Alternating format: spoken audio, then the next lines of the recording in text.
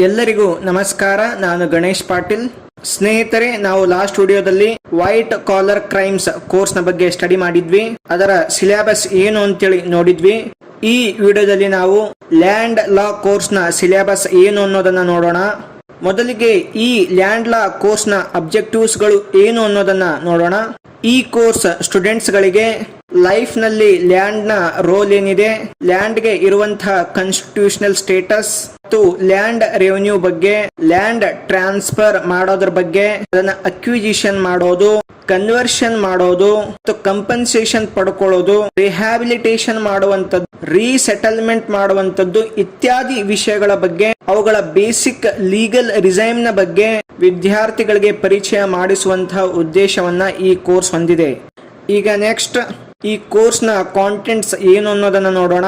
ಮೊದಲಿಗೆ ಯೂನಿಟ್ 1 ನಲ್ಲಿ the right to fair compensation and transparency in land acquisition, rehabilitation and resettlement act 2013. ಈ ಒಂದು act ನಲ್ಲಿ ನಾವು ಲ್ಯಾಂಡ್ ಅನ್ನ ಅಕ್ವಿಜಿಷನ್ ಮಾಡಿದ್ರೆ, ಅಕ್ವಿಜಿಷನ್ ನಂತರ ಆ ಜನರನ್ನ ರಿಹ್ಯಾಬಿಲಿಟೇಷನ್ ಮಾಡುವಂತದ್ದು, ಅವರನ್ನ ರೀಸೆಟಲ್ ಮಾಡೋದು, ಇವುಗಳಿಂದ ಯಾವ ರೀತಿ ಸೋಷಿಯಲ್ ಇಂಪ್ಯಾಕ್ಟ್ ಆಗುತ್ತೆ, ಇವುಗಳ ಪಬ್ಲಿಕ್ ಪರ್ಪೋಸ್ ಏನು, ಮತ್ತು ಫುಡ್ ಸೆಕ್ಯೂರಿಟಿ ಬಗ್ಗೆ, ಮತ್ತು ರಿಹ್ಯಾಬಿಲಿಟೇಷನ್ ರೀಸೆಟಲ್ಮೆಂಟ್ ನಲ್ಲಿ ಕೊಡುವಂತಹ ಅವಾರ್ಡ್ ಮತ್ತು ಅವುಗಳಲ್ಲಿ ಬಳಸುವಂತಹ ಪ್ರೊಸೀಜರ್ ಗಳನ್ನ ಈ ಒಂದು ಯೂನಿಟ್ ನಲ್ಲಿ ನಾವು ಸ್ಟಡಿ ಮಾಡ್ತೇವೆ.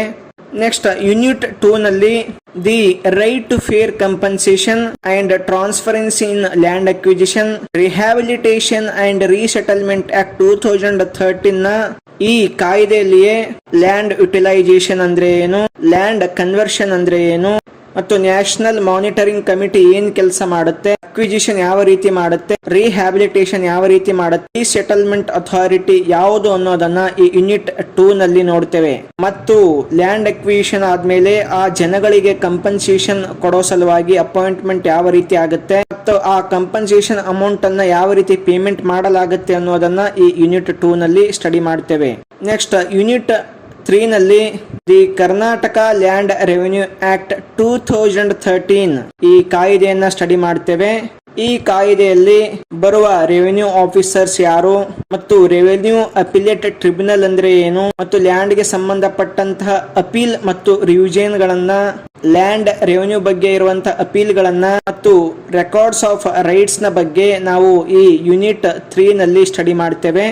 ನೆಕ್ಸ್ಟ್ ಯೂನಿಟ್ 4 ನಲ್ಲಿ the Karnataka schedule castes and schedule tribes prohibition of transfer of certain lands act 1978 ಅನ್ನು ಸ್ಟಡಿ ಮಾಡ್ತೇವೆ. ಮತ್ತು ರೂಲ್ಸ್ 1979 ಅನ್ನು ಕೂಡ ಸ್ಟಡಿ ಮಾಡ್ತೇವೆ. ಮತ್ತು ಇದೇ ಯೂನಿಟ್ ನಲ್ಲಿ the Karnataka land reforms act 1961 ಅನ್ನುವಂತ ಕಾಯ್ದೆಯನ್ನು ಕೂಡ ಇಲ್ಲಿ ನಾವು ಸ್ಟಡಿ ಮಾಡ್ತೇವೆ. ಈ ಕಾಯ್ದೆಯಲ್ಲಿ ಬರುವ ಟೆನೆನ್ಸಿ ಬಗ್ಗೆ ಇರುವಂತಹ ಪ್ರೊವಿಷನ್ಗಳು ಯಾವುವು, ಟೆನೆಂಟ್ಸ್ ನ ಮೇಲೆ ಓನರ್ಶಿಪ್ ನ ಒಂದು ಕನ್ಫರ್ಮೆಂಟ್ ಏನು, ಮತ್ತು ಲ್ಯಾಂಡ್ ಹೋಲ್ಡಿಂಗ್ಸ್ ಮೇಲೆ ಇರುವಂತಹ ಸೀಲಿಂಗ್ಸ್ ಎಷ್ಟು, ಹೋಲ್ಡಿಂಗ್ ಮೇಲೆ ಇರುವಂತಹ ರೆಸ್ಟ್ರಿಕ್ಷನ್ಸ್ ಗಳು, ಅಗ್ರಿಕಲ್ಚರ್ ಲ್ಯಾಂಡ್ಸ್ ಗಳನ್ನ ಟ್ರಾನ್ಸ್ಫರ್ ಮಾಡೋದ್ರ ಮೇಲೆ ಇರುವಂತಹ ರೆಸ್ಟ್ರಿಕ್ಷನ್ಸ್ ಗಳು, ಮತ್ತು ಕೋಆಪರೇಟಿವ್ ಫಾರ್ಮ್ಸ್ ಗಳ ಅಂದ್ರೆ ಏನು, ಮತ್ತು ಲ್ಯಾಂಡ್ ಹೋಲ್ಡಿಂಗ್ಸ್ ನ ಫ್ರಾಗ್ಮೆಂಟೇಶನ್ ಆಗುವಂತದ್ದು, ಅವುಗಳ ಕನ್ಸಾಲಿಡೇಷನ್ ಮಾಡುವಂತದ್ದನ್ನ ನಾವು ಯೂನಿಟ್ 4 ನಲ್ಲಿ ಅಧ್ಯಯನ ಮಾಡ್ತೇವೆ.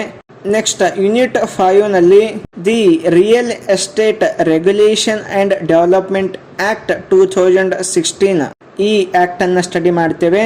ಈ ಆಕ್ಟ್ ನ ಅಡಿಯಲ್ಲಿ ರಿಯಲ್ ಎಸ್ಟೇಟ್ ಪ್ರಾಜೆಕ್ಟ್ ಗಳನ್ನ ಮತ್ತು ರಿಯಲ್ ಎಸ್ಟೇಟ್ ಏಜೆಂಟ್ ಗಳನ್ನ ಹೇಗೆ ರಿಜಿಸ್ಟ್ರೇಷನ್ ಮಾಡಬೇಕು ಅನ್ನೋದನ್ನ ಸ್ಟಡಿ ಮಾಡ್ತೇವೆ. ರಿಯಲ್ ಎಸ್ಟೇಟ್ ಡೆವಲಪ್ಮೆಂಟ್ ಮಾಡುವ ಒಂದು ಪ್ರಮೋಟರ್ ನ ಫಂಕ್ಷನ್ಸ್ ಗಳೇನು ಮತ್ತು ಡ್ಯೂಟೀಸ್ ಗಳು ಏನನ್ನ ನೋಡ್ತೇವೆ. ಮತ್ತು ಅಲೋಟೀಸ್ ಗಳ ರೈಟ್ಸ್ ಏನು, ಡ್ಯೂಟೀಸ್ ಏನು ಅಂತೇಳಿ ನೋಡ್ತೇವೆ. ಅಲ್ಲಿ ಬರುವ the real estate regulatory authority ಅಂದ್ರೆ ಏನು, ಅದರ ಫಂಕ್ಷನ್ಸ್ ಯಾವುವು, ಮತ್ತು ರಿಯಲ್ ಎಸ್ಟೇಟ್ ಅಪಿಲೇಟ್ ಟ್ರಿಬ್ಯುನಲ್ ಅಂದ್ರೆ ಏನು, ಮತ್ತು ಈ ಕಾಯ್ದೆಯಲ್ಲಿ ಬರುವಂತಹ ಅಪರಾಧಗಳಿಗೆ ಅಫೆನ್ಸಸ್ ಗಳ ಬಗ್ಗೆ ಸ್ಟಡಿ ಮಾಡ್ತೇವೆ. ಮತ್ತು ಅವುಗಳ ಮೇಲೆ ಇರುವಂತಹ ಪೆನಾಲ್ಟೀಸ್ ಗಳು ಯಾವುವು, ಅವುಗಳಿಗೆ ಇರುವಂತಹ ಪೆನಾಲ್ಟೀಸ್ ಗಳು ಯಾವುವು, ಮತ್ತು ಅಡ್ಜುಡಿಕೇಶನ್ ಹೇಗಾಗುತ್ತೆ ಅದನ್ನ ಸ್ಟಡಿ ಮಾಡ್ತೇವೆ. ಇದೇ ಯೂನಿಟ್ ನಲ್ಲಿ ಕರ್ನಾಟಕಕ್ಕೆ ಸಂಬಂಧಪಟ್ಟಂತೆ the Karnataka real estate regulation and development rules 2017 ಅನ್ನು ಕೂಡ ಇದೇ ಯೂನಿಟ್ ನಲ್ಲಿ ನಾವು ಅಧ್ಯಯನ ಮಾಡ್ತೇವೆ. ಸ್ನೇಹಿತರೆ, KS ಎಲ್ಲೋನವರು ಲ್ಯಾಂಡ್ ಲಾ ಬಗ್ಗೆ ಸ್ಟಡಿ ಮಾಡೋದಕ್ಕಾಗಿ ಒಂದು ಬುಕ್ ಅನ್ನ ಪ್ರಿಸ್ಕ್ರೈಬ್ ಮಾಡಿದ್ದಾರೆ. ಲ್ಯಾಂಡ್ ಅಕ್ವಿಜಿಷನ್ ಅ ಪ್ಯಾರಾಡಿಗ್ಮ್ ಶಿಫ್ಟ್ ಎನ್ನುವಂತಹ ಬುಕ್ಕನ್ನು SG ಬಿರಾದರ್ ಅವರು ಬರೆದಿದ್ದಾರೆ. ಇದನ್ನು KSL ಪ್ರಿಸ್ಕ್ರೈಬ್ ಮಾಡಿದೆ. ಇದನ್ನು ನಾವು ಸ್ಟಡಿ ಮಾಡಿಕೊಂಡು ಈ ಎಲ್ಲ ಸಿಲೆಬಸ್ನ ಬಗ್ಗೆ ನಾವು ಒಂದು ಮಾಹಿತಿಯನ್ನು ಪಡ್ಕೊಳ್ಬೋದು. ಸ್ನೇಹಿತರೆ, ನೆಕ್ಸ್ಟ್ ವಿಡಿಯೋದಲ್ಲಿ ಮೂಟ್ ಕೋರ್ಟ್ನ ಬಗ್ಗೆ ನೋಡೋಣ. ಎಲ್ಲರಿಗೂ ನಮಸ್ಕಾರ.